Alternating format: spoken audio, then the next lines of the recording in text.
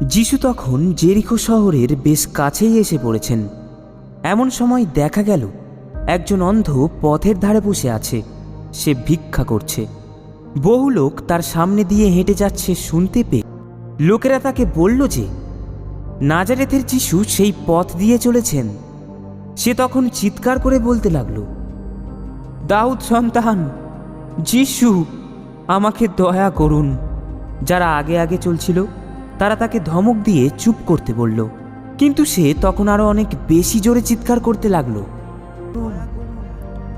তখন যিশু সেখানে দাঁড়িয়ে পড়লেন আর অন্ধ লোকটিকে তার কাছে নিয়ে আসতে বললেন।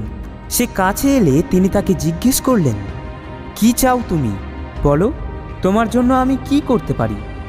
অন্ধ লোকটি উত্তর দিল, আমি যেন আবার চোখে দেখতে পাই প্রভু। তখন যিশু তাকে বললেন, বেশ, তুমি আবার চোখে দেখতেই পাও, তোমার বিশ্বাসই তোমাকে সারিয়ে তুলল।